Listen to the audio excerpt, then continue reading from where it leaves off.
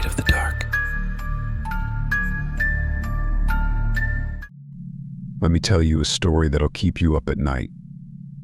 It's about a regular teen who thought he was in for a week of freedom and fun, but instead, he ended up facing something straight out of a horror movie. This tale has it all: mysterious incidents, a creepy shop, and a vengeful ghost. Will our hero make it out alive, or will he become just another tragic statistic? Get comfy, grab some snacks at your own risk, and let's dive into the spooky snack adventure. This story happened to me back in 2015. I was 15 years old at the time. I lived with my parents in a small town not far from New York City, went to school, hung out with friends, and even tried to make some money on the side. Yes, despite being legally too young to work officially, I found loopholes by doing odd jobs like washing neighbors' cars, cleaning their apartments, walking their dogs, and so on. I wasn't making millions, but it was enough for me. Now, don't get me wrong, my family wasn't poor by any means. In fact, my parents' income was above the average financial status of New York residents. However, I wasn't spoiled with allowance, so as the saying goes, if you want to live, you have to learn to hustle. But I'm not complaining. I even took pride in the fact that I was earning my own money at such a young age while my peers were begging their parents for cash. Why am I telling you all this? Well, one of my attempts to make some extra cash turned into a real-life nightmare. And from here on out, the details get pretty intense. It was in the month of April. My parents were going on vacation, I don't remember where. My mom wanted to ask my grandma to stay with me while they were gone, but my dad insisted that I was old enough to take care of myself.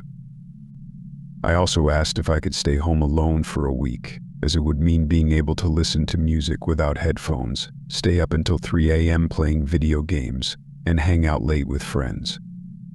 It was a no-brainer, 2 votes against 1. Naturally, before handing over the keys and leaving, my parents gave me a thorough rundown of what I needed to do to survive the week. Now, listen, Johnny, when you leave the house, make sure you lock the door, Mom instructed. Okay, I replied. It's better to buy groceries from the supermarket across the street, Dad advised. We'll leave you some money. Thanks, I said again. And listen to me, Mom said sternly.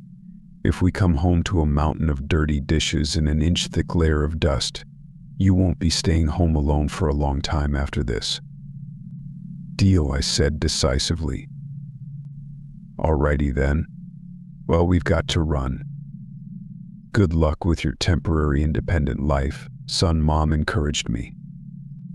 See ya, Johnny. Take care, Dad shook my hand. Bye, Mom, Dad. Have a great vacation, I said my goodbyes. I waved my parents off, had some meatballs that Mom had made that morning for lunch, and sat down at the computer.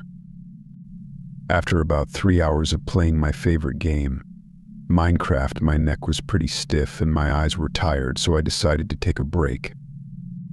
I stepped out onto the balcony, sipping on a soda, and that's when a brilliant idea for a new startup, if you will, hit me. I can buy snacks and then sell them at school for a small markup, I thought. I know where a little mom and pop shop is, like in some small town. Things will definitely be cheaper there. And Snickers are Snickers. Even in Africa, they won't be any less delicious. I won't bore you with the details of how the rest of my day and the next morning went. I've already rambled on for quite some time. Let's fast forward to the moment when I was buying snacks at that very store. The first warning bell rang as soon as I walked through the door. Good morning, I greeted the shopkeeper. Can I please have a couple of Twixes and a 0.5-liter Coke? The lady behind the counter gave me a look filled not with disdain, but with pure, animalistic hatred. It made me feel very uncomfortable. You should have seen her eyes. They seemed to be saying, "Get off my property, or I'll rip your throat out." Nonetheless, she sold me what I asked for, and then I ran off to school. During lunch break, I specifically kept an eye out for 3 people who didn't have any food with them. By the way, we were strictly forbidden from leaving school grounds until the end of classes, so they wouldn't have been able to go to the store. I sold a Coke and a Twix to a guy named Johnny, and I gave the other chocolate bar to my friend Sarah, who lives near that store and often passes by it on her way home. You'll understand why I'm mentioning this later. In the next class, I noticed that Johnny looked pale and sweaty, and he was breathing heavily. He raised his hand and asked the teacher for permission to go to the bathroom, but she didn't let him out. About half a minute later, Johnny jumped up from his seat but didn't even make it to the door before he doubled over and started vomiting. My classmate was throwing up something black-brown, and with the force of a fire hydrant, after which he passed out.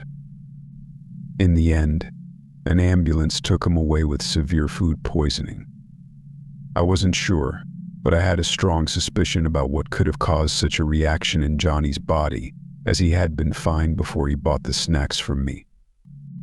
Sarah, I turned to my friend with concern. "You haven't eaten that Twix yet, have you?" "No, why?" she asked. "Thank God. Can I see it, please?" "Sure." Here, Sarah handed me the candy bar. "What are you looking for?" "I want to check the expiration date," I replied, taking the wrapper. When I saw the expiration date, I was shocked.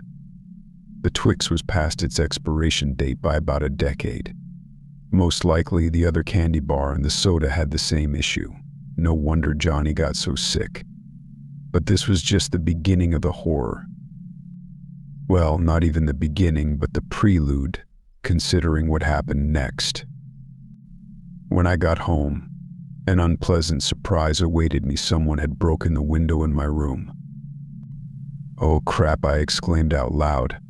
"What am I going to tell my parents? They'll kill me when they find out." Yes, my first concern was the prospect of being punished, not the fact that I'd have to deal with a draft in my room, nor the realization that it would take a lot of strength and accuracy for a regular person to throw something heavy enough to break a window on the 7th floor. As I was cleaning up the glass, I suddenly smelled gas. I ran out of the room to the kitchen and found that all the stove burners had been turned on full blast. I quickly turned them off, opened all the windows except the one in my room, grabbed my phone, and left the apartment. Regardless, I did tell my mom about the window. She didn't scold me, as it wasn't my fault. But the question of how the stove could have been turned on by itself remained unanswered. If I had forgotten to turn off the burners in the morning, the apartment would have smelled like gas when I returned from school. No, someone had definitely turned them on while I was cleaning up the broken glass. But who could have done it? This question kept nagging at me. To calm myself down, I called Sarah and a couple of other friends and invited them to hang out, and they happily agreed. We spent time together until about 8 p.m. The guys left and I offered to walk Sarah home. Not only was she not opposed to the idea, but she also invited me over to her place. I accepted, and we headed to her house. We were just walking and chatting when I suddenly stopped mid-sentence. My gaze had landed on that very same store. Or rather, what was left of it: charred and damp boards, blackened and cracked glass, and a considerably rusted metal roof. It was clear that the building had burned down a long time ago. But how? I had just been there that morning. "Hey, Earth," to Johnny.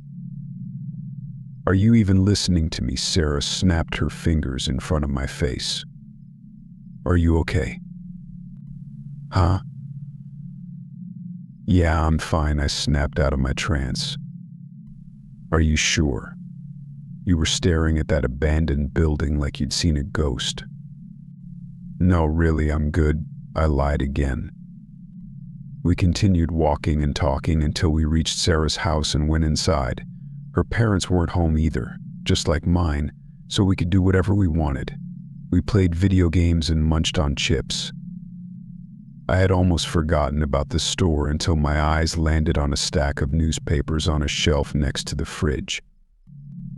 And it's not like newspapers or anything special, but one of them was lying unevenly, and I could see part of a photo of a burned-down building that looked strikingly similar to the one I had seen just a couple of hours ago. "Sarah, can I read that newspaper from the stack?" I asked. "Yeah, go ahead, but try not to crease it. Those are old newspapers that my dad collects. You can't get these anywhere else." "Okay, thanks," I said, taking the paper. Yes, my suspicions were confirmed. The article was about the very store where I had bought the snacks that morning, and it said the following. On June 15th, 2005, school students Alex Johnson and Simon Brown committed arson by setting fire to a grocery store on Poe Street. The young men doused the walls of the building with gasoline and lit it up while Elizabeth Wilson, who worked there as a clerk, was inside. Unfortunately, they were unable to save the woman, and she passed away on the way to the hospital. People who knew Elizabeth shared that Johnson and Brown had previously tormented her. They broke windows in her home, threw stones at her when she walked by, wrote insults on the walls of her workplace, and more. "This is horrible. Sarah, look at this."